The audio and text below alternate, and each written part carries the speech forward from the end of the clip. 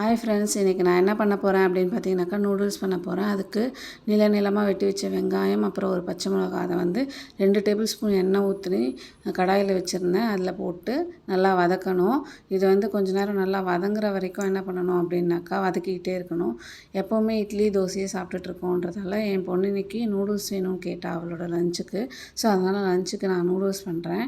அது மட்டும் இல்லாமல் நூடுல்ஸ் ஹஸ்பண்ட்க்கு பிடிக்காதுன்றதால அந்தளவுக்கு விரும்பி சாப்பிட மாட்டாங்க. அவங்களுக்கு வந்து அவல் உப்புமா பண்ணுறேன்.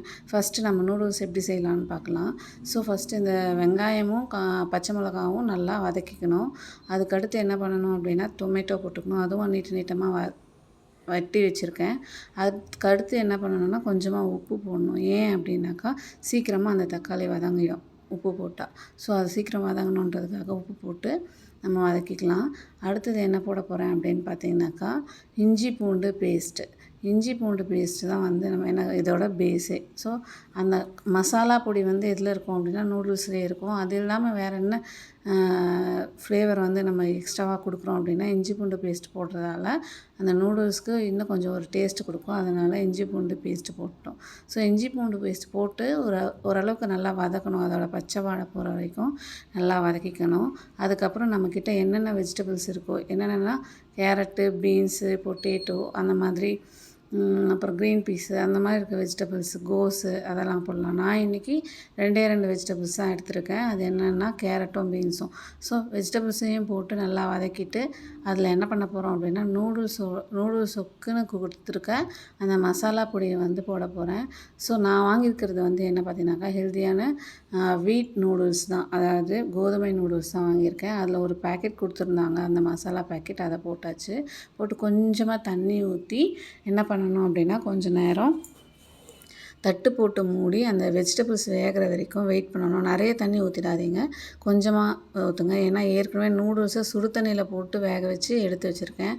அதை போட்டு கடைசியாக என்ன பண்ணணும்னா அந்த வெஜிடபிள்ஸோடு மிக்ஸ் பண்ணணும். ஆல்ரெடி இது வந்து என்ன பண்ணிடுச்சுன்னா சுடு தண்ணியில் வெந்துருச்சு இந்த நூடுல்ஸு. ஸோ அதை எப்படி பண்ணணுன்னாக்கா நூடுல்ஸை ஒரு கிண்ணத்தில் போட்டுட்டு அதில் கொஞ்சமாக எண்ணெய் விட்டு கொஞ்சம் உப்பு போட்டு சுடு தண்ணியில் வச்சு ஒரு 10 நிமிஷம் அப்படியே வெயிட் பண்ணிவிட்டு அதுக்கப்புறமா நம்ம அதை வடிகட்டி பச்சை தண்ணியில் ஒரு வாஷ் கொடுத்துக்கிட்டோம் அப்படின்னாக்கா நமக்கு வந்து நூடுல்ஸ் ஒன்றோட ஒன்று ஒட்டாமல் வரும். ஸோ அந்த நூடுல்ஸ் எடுத்து இந்த வெஜிடபிள்ஸில் போட்டு நம்ம ரெடி பண்ணிட்டோம்னா வெஜ் நூடுல்ஸ் ரெடி. நெக்ஸ்ட்டு நம்ம என்ன பார்க்க போகிறோம் அப்படின்னு பார்த்தீங்கன்னாக்கா அவல் உப்புமா. அதுக்கு ஒரு ஸ்பூன் எண்ணெய் ஊற்றிட்டு கொஞ்சம் கடுகு, கொஞ்சம் உளுந்து, கொஞ்சம் கடலைப்பருப்பு, இது 3த்தையும் போட்டு வறுத்துக்கணும். அடுத்து வேர்க்கடலை போட்டால் இது வந்து டேஸ்ட்டும் நல்லாயிருக்கும். ஸோ எல்லா பருப்பும் போட்டு என்ன பண்ணுறோம் அப்படின்னாக்கா வதக்கிக்கணும் ஒரு கோல்டன் கலர் வர வரைக்கும்.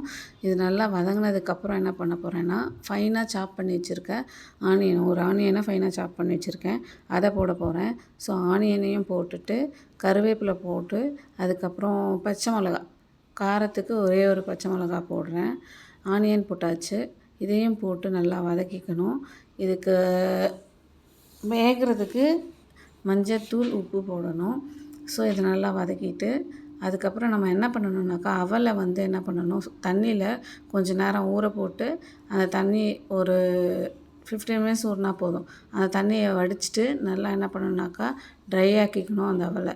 ஸோ அது வந்து சாஃப்டாகிடும். ரொம்ப நேரம் ஊற வச்சோன்னாக்கா அது வந்து என்ன ஆகிடும் அப்படின்னு பார்த்திங்கன்னா குழப்பம் ஆகிடும். அதனால் ஒரு 5 to 10 மினிட்ஸ் அதை தண்ணியில் சோக் பண்ணிவிட்டு அதுக்கப்புறம் அந்த தண்ணியை வந்து ட்ரைன் அவுட் பண்ணிடணும் அந்த அவல்லேருந்து.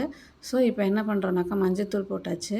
அதில் என்ன போட போகிறோன்னாக்கா தண்ணியில் ஊற வச்சு வடிகட்டி வச்சுருக்கேன் இந்த அவலை எடுத்து போட போகிறோம். ஸோ இப்போ இந்த அவல் போட்டாச்சு.